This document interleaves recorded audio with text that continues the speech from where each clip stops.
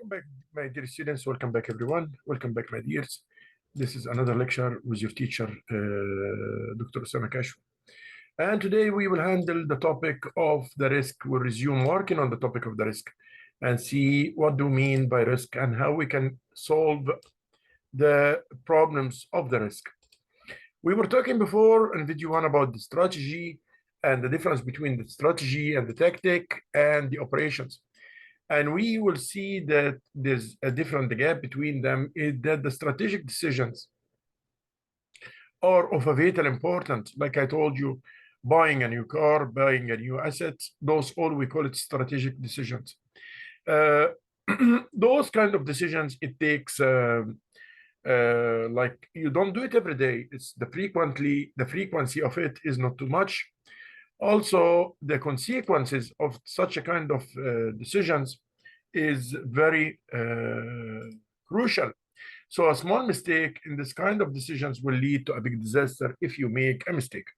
So here, strategic, operational, and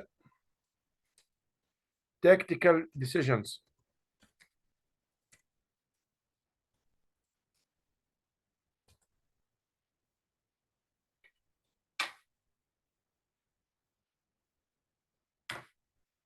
So those are those kind of operational decisions. We have operational, tactical, and operational decisions. We'll see the difference between them. Let's go to the images, and you will see the difference between all of them. Like you see here, the relationship between the strategic and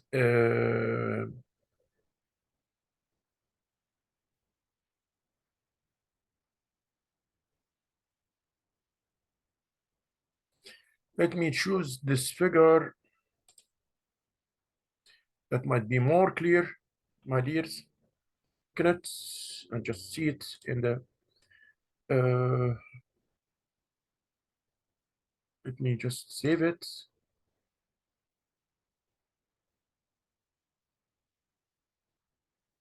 To favorite images, and let us make it larger so that it can see as an example. You can see it here. Will be larger.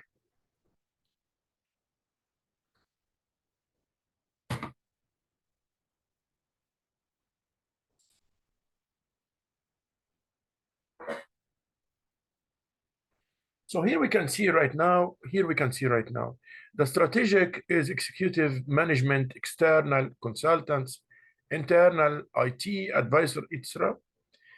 The tactical, like a project manager, service manager, security manager, the internal, the operational, internal services or providers like that way. So these are also, and based on the structure of the decisions itself, based on the structure of the decisions, when we see the structure of the decisions itself, is different from one company to another. Like here, let us see this. Let's go for this one. Just like I told you, you can see that the strategic is a big picture and long-term focused from 2 to 5 years. The vision and the mission and why the purpose, all these are strategic because I'm telling you of a vital importance. When you talk about strategic decisions, they are of a vital importance. The tactical are short-term focus. So if your strategic decision is to get married, then the operational decision is raising your kids and to send them to schools and bring them from schools and so on, and feeding them and educating them. All these are operational decisions. Tacticals are the specifics or the details of the strategic. So the strategic is a big picture and long term, like you see here. The vision and the mission must be there. Executive management, what is the right direction for the company? So these are strategic. Like the strategic in your life means of a vital importance in your life. Like when we say, as example, you bought a new car, you bought a new house. You are not going to do this every day. The tactical, the second one is the tactical. It's short-term focused. It's focused on specific business departments. Its middle management are doing the tactical decisions, and at the same time, what activities to be planned. So it's details, the tacticals is the details for the strategic, and the operational is details for the strategic as well. The operational focus on day-to-day running, on day by day. So we call it day-by-day operations or day-to-day operations. These are the operational, which is including the details of the strategic. I hope that now you guys understand it. This operational is nearby the execution, but here nearby the total values of the organization and why I exist. So strategic means why I exist, but operational means how to do the work and how to do the work. So this was regarding the figure or how we can do the tactical operations, how we can do the tactical and strategic and operational, all the types of decisions. So we said we have strategic, like what we saw here now. I think it will be clear now. So this is strategic or strategy, because the risk associated with the different strategies options will be fully analyzed and better strategic decisions will be reached. Tactical decisions, consideration will have been given to selection of the tactics and the risk involved in the alternatives that may be available. Operations, because events that can cause disruption will be identified in advance and action will be taken to reduce the likelihood of these events. So compliance will be enhanced because the risk associated with the failure to achieve compliance with statutory and customer obligations will be recognized. All the ways, like I'm saying back, I have strategy and I have tactics and I have operation decisions. All this regarding how to deal with the risk situation. Okay. The hazard or risk undermine objectives, and the level of impact of such risk is a measure of their significance. Okay, what about the hazard risk management? What is the concern? What is it concerned about? Hazard means dangerous or situation lead to a bad situation. Or like an example, like I used to say always, a situation that include maybe technical errors, human errors, or natural errors that will lead to risk. So hazard lead to risk, and risk will lead to loss. This is the meaning of the word. So if we say now is considered with issues such as health and safety at work, fire prevention, avoiding damages to property, and the consequences of effective products.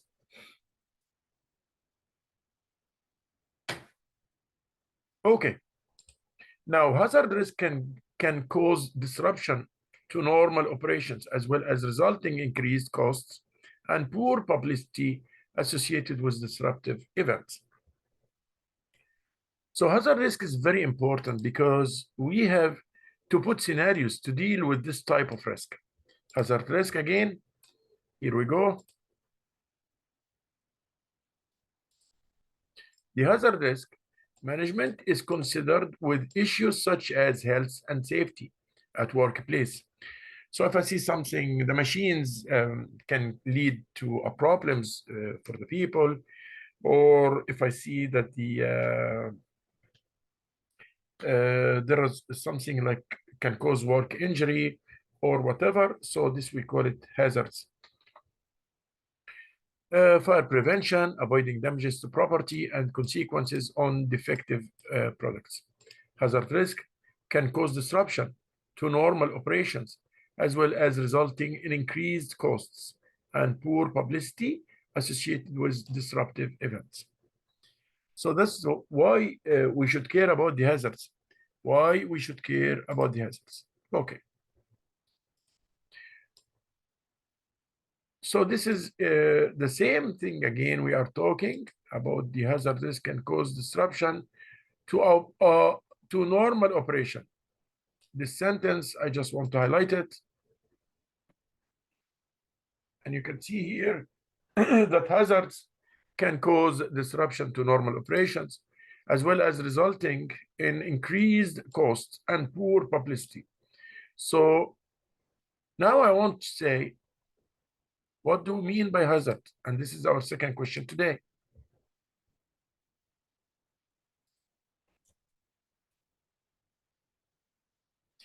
What is hazards? What's hazards? So this is a question. What is hazards? We want to know what do we mean by the word hazards. What's hazards?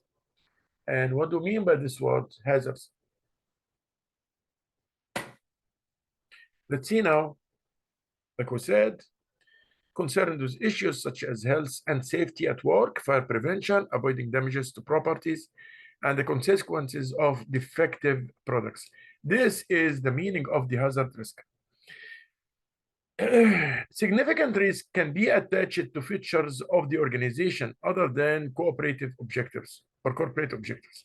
Significant risk can be identified by, this is another thing we want to know about risk, significant risk can be identified by considering the key dependencies of organization, the corporate objectives, and the stakeholders' expectations, as well as by analysis of the core process of the organization. So this is another point regarding the risk.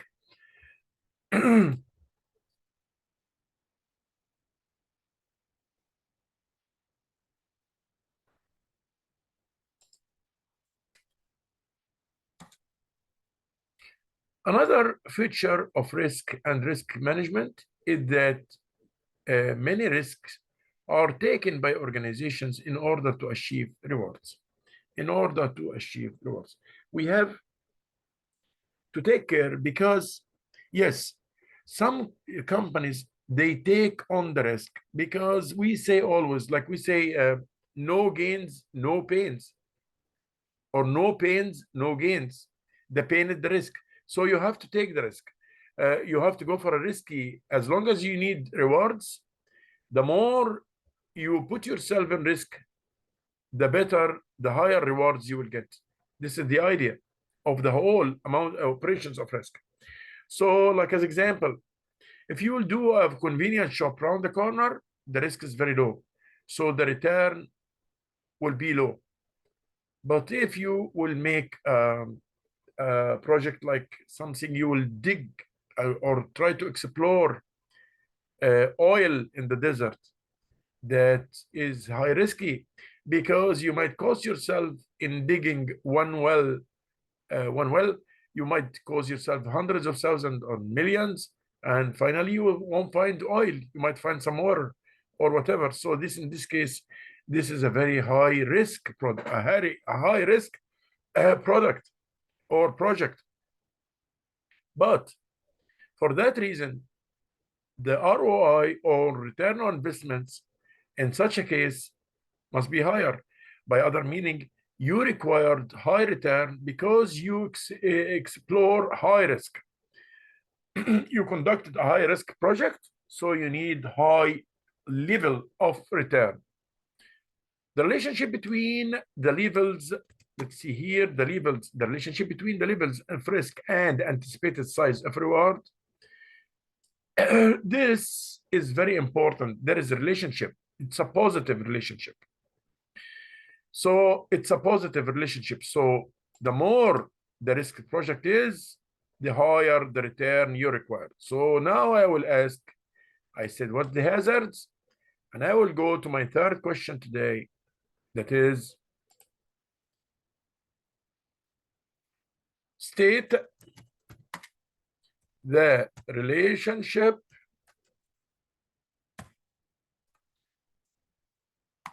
between risk and return. state the relationship between risk and return. So like we said, like I told you with the examples, the higher the risk, the higher the return required. The higher the risk, the higher the return required. I shall stop here like around 3 minutes or 4 minutes to get your answer, guys, from this part. So please, yeah, here we go. I will wait here like around 5 minutes to get your answers for these questions.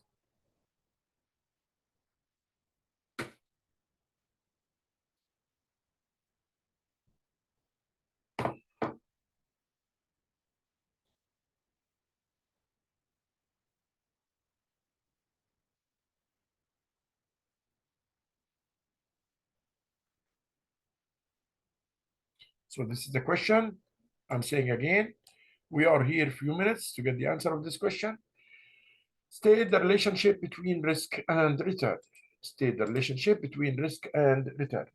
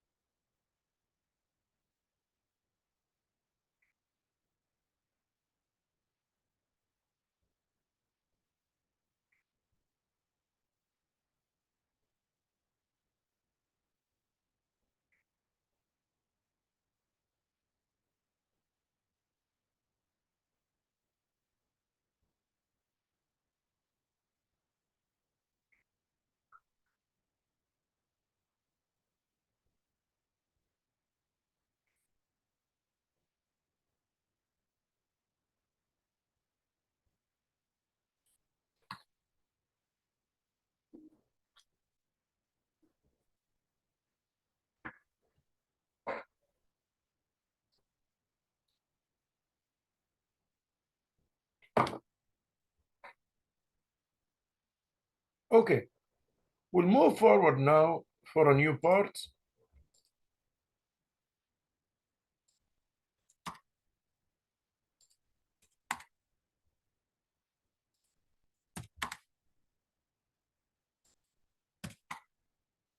Let me enlarge this part, please. 1 sec. Okay. A business will launch a new product because it believes that greater profits are available from the successful marketing of that product. So the more we will, because new products will be very risky because we don't know the market, how it will accept it or no.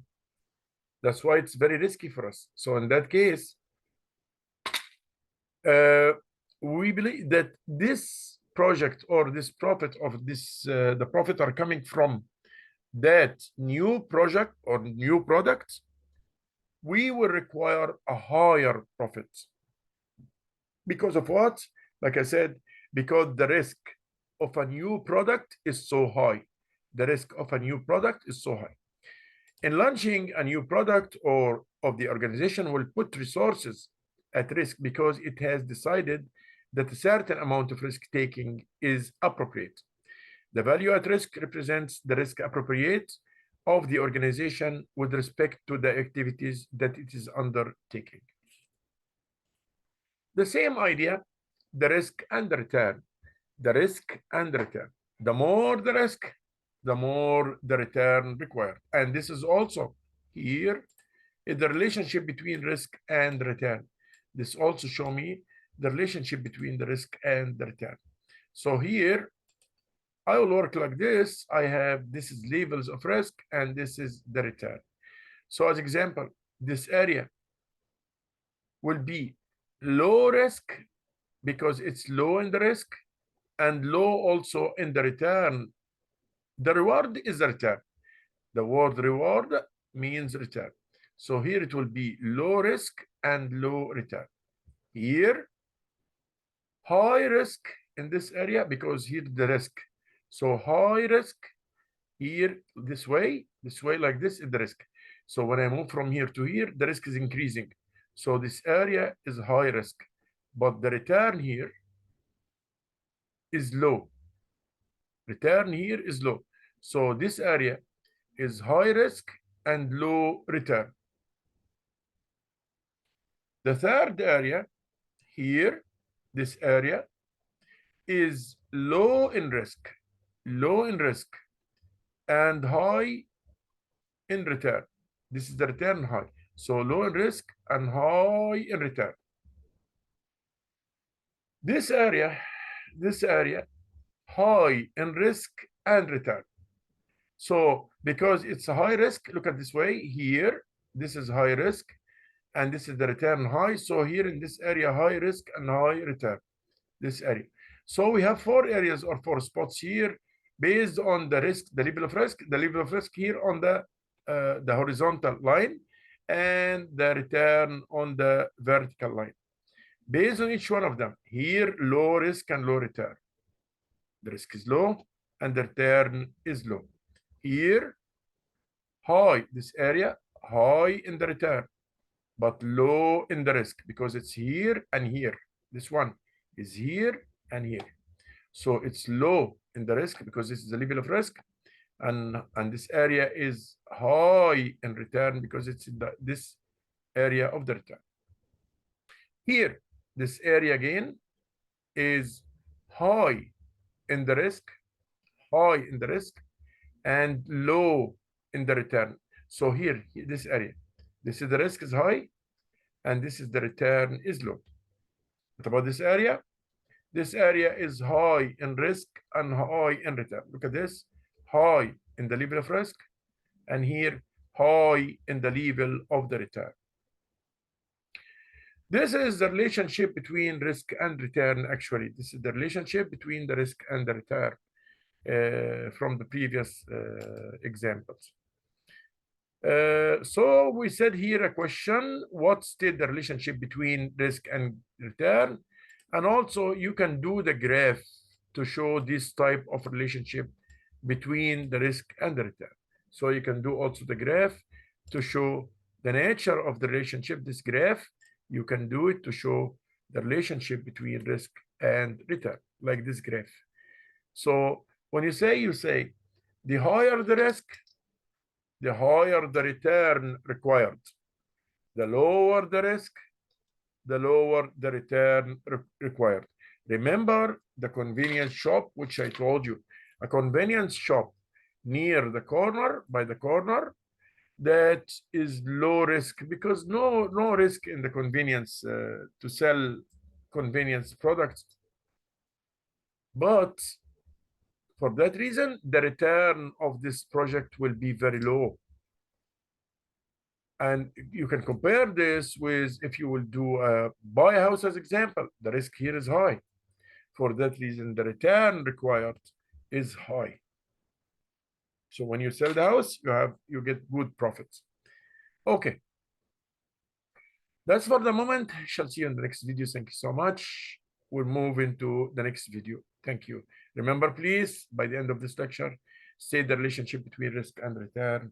This is the question of today, to manage the relationship between the risk and the return and to write about it something. From the start itself, we said, let me remind you, we said that the risk is the gap between the actual results and planned. So if I plan to earn $10, but I earned only $3, so the risk is 10 minus 3, that will give me $7. This is the first point.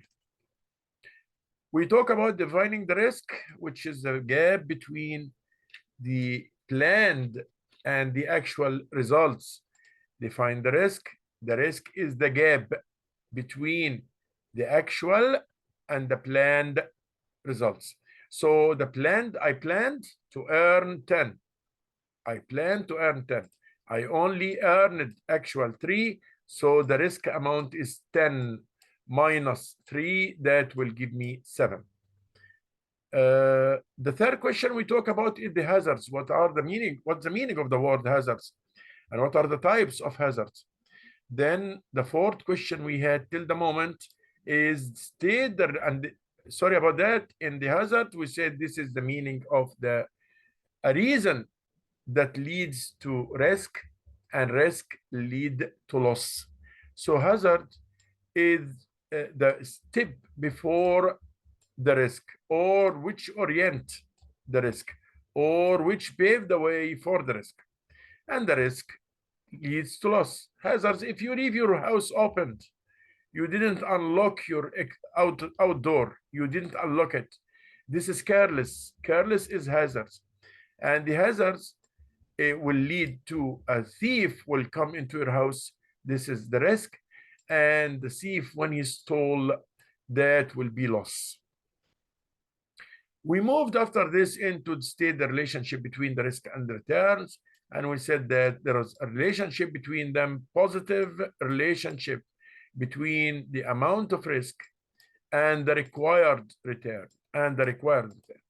The more the project is risky, the more your business is risky, the higher the return required. That was the three things. And we also had here the matrix of the risk and return rewards. And we said we have 4 parts. Each part of them represent an area. And this area, the growth is the highest area. But decline is very, very small, because it's like, you know why? No or little risk and little return. For that reason, it's the decline in any project, or no one like it so much. But here, everyone like it because it's high in the risk and high in the return as well. So that was for today. Shall leave you for the next video. Thank you so much. We'll see you in the next video. Thank you.